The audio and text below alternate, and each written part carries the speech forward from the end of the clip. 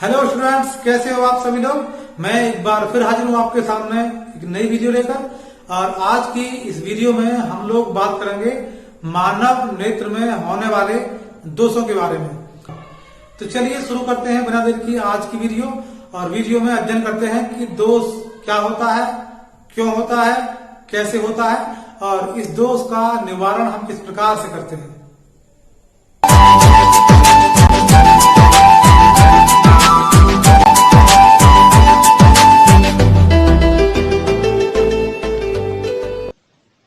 चलिए शुरू करते हैं। मानव नेत्र।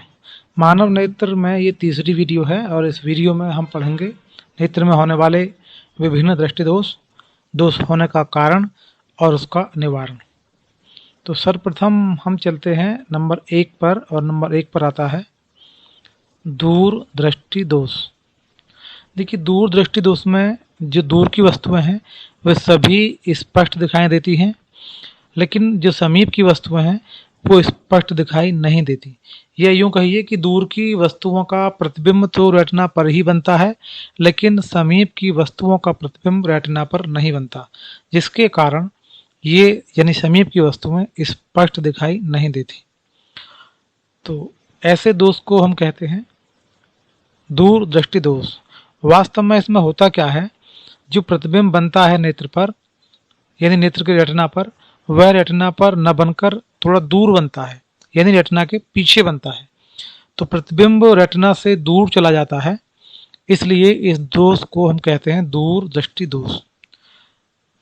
इस दोष के होने के जो कारण है मुख्य रूप से वो 2 कारण हैं।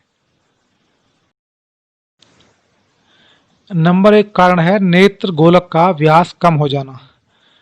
नेत्र गोलक के व्यास के कम हो जाने से रेटिना और नेत्र लेंस के बीच की जो दूरी है वो कम हो जाती है, जिसकी वजह से ये प्रतिबिंब रेटिना पर नहीं बनता, बल्कि रेटिना से दाएं तरफ यानी कुछ दूर बनता है। देखिए चित्र को, देखिए इसको आप देखिए, आप ये देख पा रहे हैं ये कोई स्वस्थ नेत्र है, और स्वस्थ नेत्र में नज़दीक की कोई वस्तु है उससे किरणें आ रही हैं, वे मिलती हैं रेटिना पर, और समीप की वस्तु हमें स्पष्ट दिखाई देती है स्वस्थ नेत्र से। लेकिन जब दोष हो जाता है तो यही निकट की वस्तु जो है वो दिखाई नहीं देती, क्योंकि इसका प्रतिबिंब यहाँ रेटिना पर नहीं बनता। तो उसकी वजह होती है नेत्र गोलक का व्यास कम हो जाना। आप देखिए चित्र में, जो ये नेत्र गोलक है वास्तव में इसका पहले ये व्यास था, जो आप देख रहे हैं ये डॉटेड लाइन, वास्तव में पहले नेत्र का रेटिना यही था और पहले नेत्र का आकार यहाँ तक था। ये नेत्र इस प्रकार से थी पहले। अब किन्हीं भी कारणों से इस नेत्र के गोलक का, इस बॉल का, आई बॉल का जो साइज है, जो व्यास है वो कम हो गया। एक तरीके से नेत्र सिकुड़ जाती है। सिकुड़ने से क्या होता है, इसका व्यास कम हो जाता है, यानी ये रेटिना थोड़ा सा नेत्र लेंस के समीप आ जाता है। तो प्रतिबिंब तो अभी भी वहीं बना रहा लेंस जहाँ पहले बन रहा था, लेकिन रेटिना वहाँ से खिसक कर थोड़ा आगे आ गया। तो प्रतिबिंब वहीं बन रहा है, लेकिन रेटिना वहाँ नहीं है। तो प्रतिबिंब रेटिना पर नहीं बन रहा, क्योंकि रेटिना खिसक कर आगे आ गया। तो इस वजह से ये हमें प्रतिबिंब स्पष्ट दिखाई नहीं दे रहा। तो ये 1 नंबर था, यानी प्रथम कारण था दृष्टि दोष का, दो दृष्टि दोष का, जिसमें कि नेत्र गोलक का व्यास कुछ कम हो जाता है। आप देख रहे हैं व्यास कम हो गया है, जिसकी वजह से रेटिना थोड़ा सा लेंस के समीप आ गया और प्रतिबिंब यहाँ अब नहीं बन रहा, इसलिए हम इस वस्तु को स्पष्ट नहीं देख पाते। दूसरा इसका कारण है नेत्र लेंस की फोकस दूरी का बढ़ जाना, यानी फोकस दूरी या लेंस की वक्रता त्रिज्याओं का अधिक हो जाना। तो इस स्थिति में भी प्रतिबिंब रेटिना पर नहीं बनता, रेटिना के पीछे यानी दाएं तरफ बनता है। फिर देखिए चित्र एक बार, देखिए ये कोई किरणें आ रही हैं और नेत्र लेंस इनको कुछ अंदर की ओर मोड़ देता है, यानी मुख्य अक्ष की ओर, और ये किरणें मिलती हैं यहाँ रेटिना पर। अब यदि इस लेंस की फोकस दूरी को मैं थोड़ा अधिक कर देता हूँ, बढ़ा देता हूँ, तो ये फोकस बिंदु लेंस से दूर चला जाएगा और फोकस बिंदु के अनुसार ही किरणें अंदर की ओर मुड़ती हैं। जितना फोकस समीप होता है या फोकस दूरी कम होती है, उतनी ही किरणें ज़्यादा मुड़ती हैं। और जितना फोकस दूर होता है उतनी ही किरणें कम उड़ती हैं। तो जब इस लेंस की फोकस दूरी बढ़ जाएगी तो फोकस बिंदु यहाँ से और आगे चला जाएगा और ये किरणें भी कुछ कम मुड़ेंगी, इसलिए अब ये किरणें आगे जाकर मिलेंगी। आगे जाकर मतलब ये किरणें अब रेटिना के बाहर कहीं मिलेंगी, इसलिए प्रतिबिंब जो बनेगा वो रेटिना के पीछे यानी थोड़ा सा दाएं तरफ बनेगा। तो इस स्थिति में भी हमको वस्तु स्पष्ट दिखाई नहीं देगी। तो ये दूसरा कारण था जिस वजह से हमें प्रतिबिंब स्पष्ट दिखाई नहीं देता। बात कर लेते हैं नेत्र के इस दोष के निवारण की, यानी दूर दृष्टि दोष का निवारण हम किस प्रकार करेंगे। तो देखिए, बहुत ज़्यादा बार सवाल पूछा जाता है कि एक व्यक्ति को दूर या समीप का दिखाई नहीं दे रहा, इसे कौन सा दोष है और इस दोष के निवारण के लिए चश्मे में किस प्रकृति का या किस प्रकार का लेंस प्रयोग में लाया जाएगा। तो ध्यान रखेंगे, दूर दृष्टि दोष के निवारण के लिए हम उत्तल लेंस का इस्तेमाल करते हैं। क्यों करते हैं, देखिए इस चित्र को, मैं इसको थोड़ा जूम करता हूं, आप बेहतर देख पाएंगे। देखिए ये कोई उत्तल लेंस है, ये नेत्र के बाहर, ये जो नेत्र लेंस है आप देख रहे हैं ये नेत्र के अंदर है। तो ये कोई वस्तु समीप रखी हुई है बिंदुओं पर, इससे किरणें आती हैं, लेंस पूरा प्रयास करता है किरणों को मोड़ने का, उसके बावजूद भी किरणें रेटिना के बाहर जाकर बिंदु आई पर मिलती हैं, इसलिए वस्तु स्पष्ट दिखाई नहीं देती। तो हम ये चाहते हैं किरणों को ज़्यादा मोड़ा जाए। आप देखिए चित्र में, यदि इन किरणों को थोड़ा और अधिक मोड़ेंगे हम अंदर की ओर तो किरणें पहले ही मिल जाएंगी, यानी यहाँ रेटिना पर।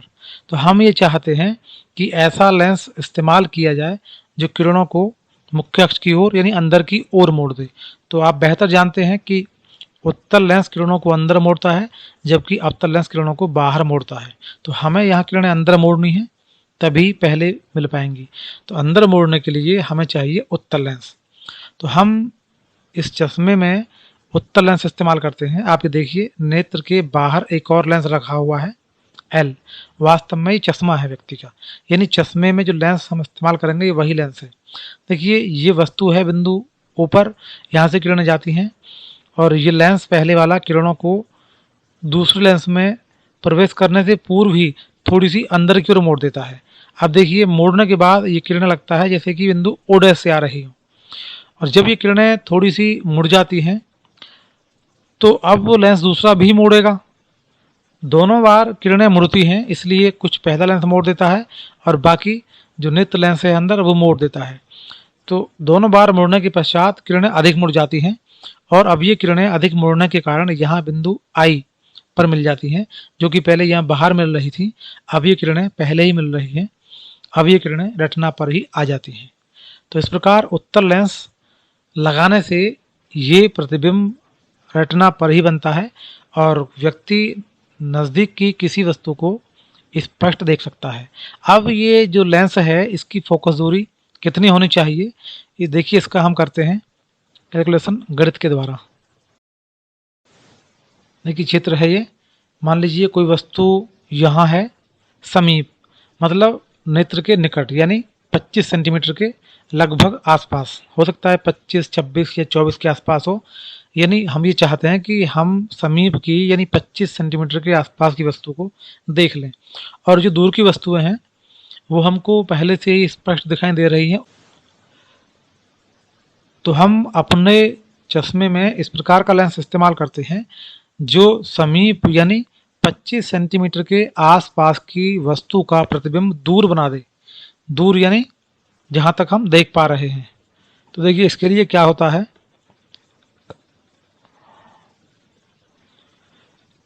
मान लीजिए जो व्यक्ति है पीड़ित, उसको x दूरी से कम दूरी की वस्तु स्पष्ट दिखाई नहीं देती, लेकिन x से आगे उसको सब कुछ स्पष्ट दे रहा है। तो इस प्रकार जो दूरी x है ये निकट बिंदु है व्यक्ति के लिए, और वस्तु देखनी कहाँ की चाहता है व्यक्ति, 25 सेंटीमीटर के आसपास की। तो हमें जो लेंस चाहिए वो कैसा लेंस चाहिए, जो d दूरी पर, d यानी नेत्र के समीप की वस्तु का प्रतिबिंब बनाए x दूरी पर जहां हम देख पा रहे हैं। हमको ऐसा लेंस चाहिए जो समीप की वस्तु का प्रतिबिंब दूर बना दे, जहां हम देख पा रहे हैं वहां बनाए प्रतिबिंब। तो हमने मान लिया कि वस्तु की दूरी 25 सेंटीमीटर के आसपास है, यानी डी है। जो हम देख पा रहे हैं वह है हमारा है एक्स दूरी पर बिंदु। तो सूत्र होता है 1/f बराबर 1/v माइनस 1/u। और इस सूत्र से यदि हम रखते हैं मान सूत्र में, u का मान आ जाएगा -d, v का मान -x, क्योंकि d और x दोनों ही बाएं तरफ हैं लेंस के, दोनों ही नेगेटिव नपेंगी, ऋणात्मक नपेंगी। तो जो मान रखते हैं इसमें, v के स्थान पर आएगा -x और u के स्थान पर आएगा -d। तो d से पहले भी लगा हुआ माइनस, इसलिए +d हो जाएगा। तो हमको मिलेगा गुणा भाग करने पर ये 1/f बराबर 1/-x प्लस 1/d। अब हम इसका लेते हैं एलसीएम dx का, तो उससे पहले और माइनस को ऊपर ले जाइए, आसान हो जाएगा थोड़ा सा। तो हो जाएगा -1/x प्लस 1/d बराबर 1/f। अब गुणा भाग करने से आपको मिलेगा, ये गुणा करेंगे d की 1 में और x की ऊपर इधर 1 में, तो हो जाएगा -d plus x upon dx। इसको यदि हम उल्टा कर देते हैं तो हो जाएगा f बराबर xd या dx upon x minus d। तो ये सूत्र है, इस सूत्र की सहायता से डॉक्टर ये पता करता है कि इस व्यक्ति के लिए जो चश्मा इस्तेमाल करना है उसमें लेंस की फोकस दूरी क्या होनी चाहिए। तो इसमें हमको पता होता है कि दूर का कहाँ तक व्यक्ति देख पा रहा है, जैसे 5 मीटर, 6 मीटर, 20 मीटर, ये x का मान हो जाता है। d होता है स्पष्ट दृष्टि की न्यूनतम दूरी 25 सेंटीमीटर, कभी कभी सवाल में ये दिया भी होता है। तो यहाँ पर हम x और d का मान रखकर इस f की गणना कर लेंगे, यानी उत्तल लेंस की फोकस दूरी हम प्राप्त कर लेंगे। तो इस सूत्र से किसी भी पीड़ित व्यक्ति के लिए लेंस की फोकस दूरी क्या होगी ये हम पता कर लेते हैं। चलिए आगे बढ़ते हैं। आगे नंबर 2 पर है निकट दृष्टि दोष, जिसे हम मायोपिया भी कहते हैं। देखिए बिल्कुल दूर दृष्टि दोष का विपरीत है। सारे नियम, सारी प्रकृति, सारा जो उसका निराकरण है सब पहले का विपरीत है। अगर पहले दोष को यानी दूर दृष्टि दोष को आप समझ चुके हैं तो ये समझना बहुत आसान है। तो निकट दृष्टि दोष में हमें निकट की सभी वस्तुएं स्पष्ट दिखाई देती हैं, लेकिन दूर की वस्तुएं स्पष्ट दिखाई नहीं देती। क्यों? क्योंकि निकट की वस्तुओं का प्रतिबिंब तो रेटिना पर बन जाता है, लेकिन दूर की वस्तुओं का प्रतिबिंब रेटिना पर नहीं बनता। तो इसमें जो दूर की वस्तुएं हैं उनका प्रतिबिंब रेटिना पर बनने के बजाय रेटिना से पहले बन जाता है, यानी अब प्रतिबिंब नेत्र लेंस के समीप आ गया, निकट आ गया। इसलिए इस दोष को हम कहते हैं निकट दृष्टि दोष।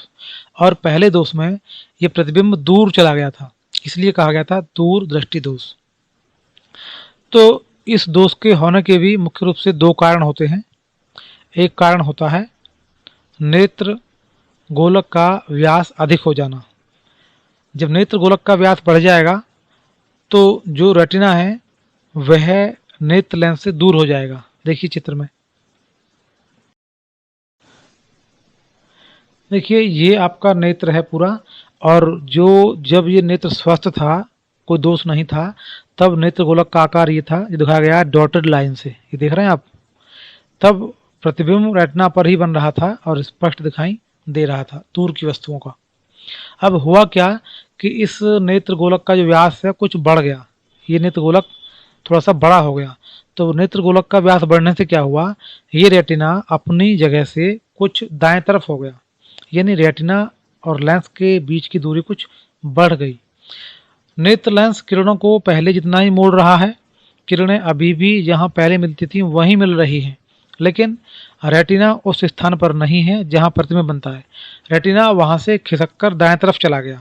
क्यों? क्योंकि नेत्र का जो साइज था थोड़ा बड़ा हो गया। जैसे देखा आपने बैलून, बैलून छोटा होता है तो उसका आकार कम होता है, जब उसको हम फुलाते हैं उसमें एयर यानी हवा भरते हैं तो थोड़ा सा उसका आकार बढ़ जाता है। उसी प्रकार इसका आकार कुछ बढ़ गया और ये यहाँ से रेटिना खिसक कर दाएं तरफ चला गया, इसलिए प्रतिबिंब रेटिना पर नहीं बन रहा, जबकि किसी वस्तु को स्पष्ट देखने के लिए उसका प्रतिबिंब रेटिना पर बनना चाहिए। तो इस रोग में या इस दोष में प्रतिबिंब रेटिना से पहले बनता है, निकट आ जाता है लेंस के। तो इस स्थिति में भी हमको या पीड़ित व्यक्ति को वस्तु स्पष्ट दिखाई नहीं देती। दूसरा कारण होता है नेत्र लेंस की फोकस दूरी का कम हो जाना। इसको देखिए एक बार चित्र में, देखिए ये कोई स्वस्थ नेत्र है और ये लेंस किरणों को यहाँ मिला रहा है रेटिना पर। अब यदि इसकी फोकस दूरी किन्हीं कारणों से कम हो जाती है तो फोकस बिंदु समीप आ जाएगा और ये नेत्र लेंस किरणों को ज़्यादा मोड़ेगा, पहले ही मोड़ लेगा। तो जो किरणें मुड़ कर के यहाँ मिलती हैं रेटिना पर, अब वहाँ नहीं मिलेंगी, उससे पहले ही कहीं मिल जाएंगी। तो जब फोकस दूरी कम हो जाती है तो ये किरणें रेटिना से पहले ही कहीं मिल जाती हैं और प्रतिबिंब भी रेटिना से पहले ही कहीं बन जाता है, इसलिए हमें स्पष्ट दिखाई नहीं देता। तो इसके दो कारण होते हैं। एक कारण होता है नेत्र गोलक का व्यास अधिक हो जाना और दूसरा होता है नेत्र लेंस की फोकस दूरी या वक्रता त्रिज्याओं का कम हो जाना। दोनों ही स्थितियों में प्रतिबिंब रेटिना से पहले बनता है, इसलिए उसे हम स्पष्ट नहीं देख पाते। चलिए आगे बात करते हैं इसके निवारण की। निवारण की अगर हम बात करें तो निकट दृष्टि दोष से पीड़ित व्यक्ति के लिए जो हम चश्मा इस्तेमाल करेंगे उस चश्मे में हमें अवतल लेंस का इस्तेमाल करना चाहिए। अवतल लेंस किरणों को बाहर की ओर मोड़ता है, इसलिए जब ये किरणें नेत्र लेंस से गुजरती हैं तो थोड़ा सा फैल जाती हैं बाहर की ओर को और कुछ आगे जाकर मिलती हैं। देखिए ये वस्तु है कोई दूर, किरणें आ रही हैं, लेंस किरणों को मोड़ता है और ये किरणें मिलती हैं बिंदु आई पर, यानी रेटिना से कुछ पहले। निकट ही बन जाता है प्रतिबिंब और स्पष्ट दिखाई नहीं देता। अब हम ये चाहते हैं कि किरणें हमारी यहाँ मिलें, रेटिना पर थोड़ी आगे जाके मिलें। तो किरणों को हमें आगे मिलाना है, इसके लिए किरणों को ज़्यादा मोड़ना होगा या कम। तो देखिए अगर हम ज़्यादा मोड़ेंगे तो और पहले मिलेंगी, इसलिए यदि किरणें कुछ कम मुड़ती तो ये किरणें यहाँ मिल जाती। तो हम ये चाहते हैं कि किरणें कम मुड़ें या किरणें बाहर की ओर थोड़ी फैल जाएं। तो बाहर की ओर फैलाने के लिए हमें उत्तल लेंस इस्तेमाल करना पड़ेगा या अवतल। देखिए उत्तल लेंस किरणों को अंदर की ओर मोड़ता है, तो उत्तल लेंस इस्तेमाल करने से किरणें अंदर की ओर मुड़ेंगी और पहले ही मिल जाएंगी, जो समस्या है वो और बढ़ जाएगी। इसलिए हम इस व्यक्ति के चश्मे में अवतल लेंस का इस्तेमाल करेंगे। अवतल लेंस किरणों को बाहर मोड़ता है। देखिए ये कोई किरण आ रही हैं, अवतल लेंस L है, जब ये इससे गुजरती हैं तो ये इन किरणों को बाहर मोड़ता है, इस तरीके से ऐसे बाहर मोड़ता है। तो ये जो दूसरा लेंस है नेत्र के अंदर, ये अंदर मोड़ता है। लेकिन अवतल लेंस से जो किरणें गुजरती हैं वो कुछ फैल कर, यानी कुछ बाहर की ओर मुड़ने के बाद गुजरती हैं। जब किरणें मुड़ी हुई इस लेंस पर गिरती हैं, यानी बाहर को फैलकर इस पर गिरती हैं, तो ये भी लेंस किरणों को अंदर मोड़ता है। इस प्रकार दोबारा में ये किरणें यहाँ बिंदु आई यानी रेटिना पर मिलती हैं। तो निकट दृष्टि दोष में हम अवतल लेंस का इस्तेमाल करते हैं। अब वो हम गणना करते हैं इसकी फोकस दूरी की। माना निकट दृष्टि दोष से पीड़ित व्यक्ति के लिए दूर बिंदु x है, अर्थात x से आगे यानी x से अधिक दूरी पर जो वस्तुएं हैं उनको स्पष्ट नहीं देख सकता, लेकिन x से पहले या कम दूरी पर जो वस्तुएं हैं वो स्पष्ट दिखाई देती हैं। इस प्रकार ये x बिंदु जो है, जो x दूरी पर बिंदु है, यह दूर बिंदु हो जाएगा। इससे आगे व्यक्ति स्पष्ट नहीं देख पा रहा, लेकिन इससे कम दूरी की जो वस्तुएं हैं समीप की, वो स्पष्ट देख सकता है। तो हमको ऐसा लेंस इस्तेमाल करना है जो दूर की वस्तुओं का प्रतिबिंब x दूरी पर बना सके। क्योंकि x दूरी पर हम देख पा रहे हैं, उससे आगे नहीं देख पा रहे, इसलिए हम ऐसा लेंस इस्तेमाल करेंगे जो बहुत दूर की वस्तुओं का प्रतिबिंब इस x दूरी पर बना दे। तो मान लीजिए वस्तु जो है वो अनंत दूरी पर है। अनंत मतलब बहुत दूर। सामान्यतः अनंत तो नहीं होता, लेकिन जब कोई वस्तु नेत्र से 10-20 या अधिक मीटर दूर होती है तो वस्तु से आने वाली किरणें समांतर होती हैं लगभग, और इतनी दूरी को हम नेत्र के लिए अनंत मान सकते हैं। तो प्रतिबिंब बनना चाहिए x दूरी पर, जहाँ स्पष्ट व्यक्ति देख सके। तो हमें जो लेंस इस्तेमाल करना है व्यक्ति के चश्मे में, उसकी फोकस दूरी f है जो निकालनी है। सूत्र होता है हमारे पास 1/f बराबर 1/v माइनस 1/u। ये u और v के मान रखने पर हमको मिलता है 1/f बराबर 1/x माइनस 1/अनंत। एक बटे अनंत शून्य होता है, हमको मिलेगा 1/f बराबर 1/x माइनस शून्य। शून्य को कम करने से कोई अंतर नहीं आएगा, हमको मिलेगा 1/f बराबर 1/-x या f बराबर -x।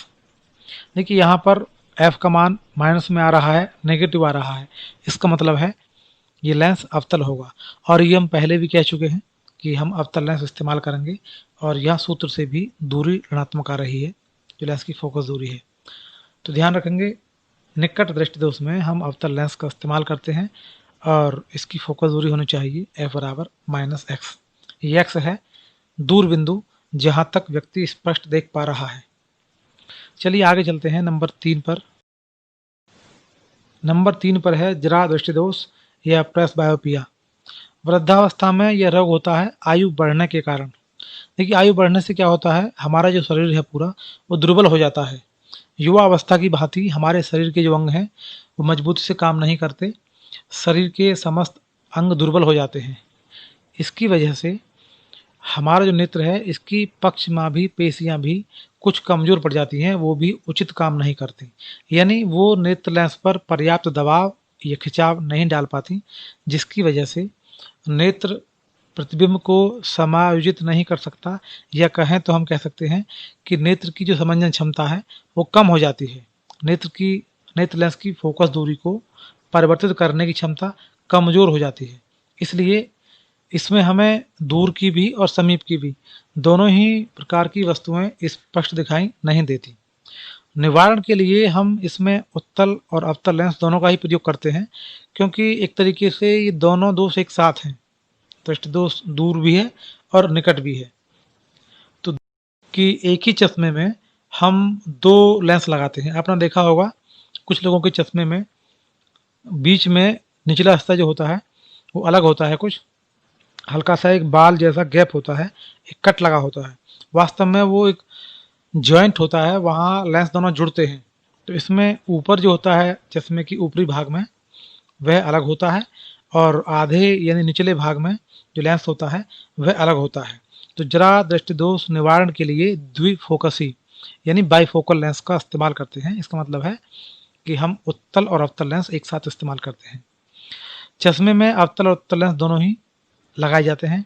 दूर की वस्तुओं को देखने के लिए चश्मे के ऊपरी भाग में अवतल लेंस होता है, तथा निकट की वस्तुओं को देखने के लिए निचले भाग में उत्तल लेंस लगाया जाता है। चलिए आगे बढ़ते हैं नंबर 4 की ओर, और नंबर 4 पर आता है वर्णांधता या कलर ब्लाइंडनेस। देखिए इस दोष में व्यक्ति को दूर की वस्तुएं स्पष्ट दिखाई देती हैं, निकट की वस्तुएं भी स्पष्ट दिखाई देती हैं। वस्तु की दूरी से प्रतिबिंब का कोई संबंध नहीं होता। प्रतिबिंब दूर की वस्तु का भी और समीप का भी सदैव रेटिना पर ही बनता है, लेकिन इसमें दोष होता है कलर के लिए यानी रंग के लिए। मैंने आपके लिए बताया था पिछली वीडियो में कि नेत्र में रेटिना पर 2 प्रकार की कोशिकाएं होती हैं, दंडाकार होती हैं और शंक्वाकार। तो जो शंक्वाकार कोशिकाएं होती हैं, कोन शेप्ड सेल्स, उनका कार्य होता है रंगों को पहचानना। तो जिस व्यक्ति के रेटिना पर शंक्वाकार कोशिकाओं की कमी होती है उस व्यक्ति को ये दोष होता है वर्णांधता का।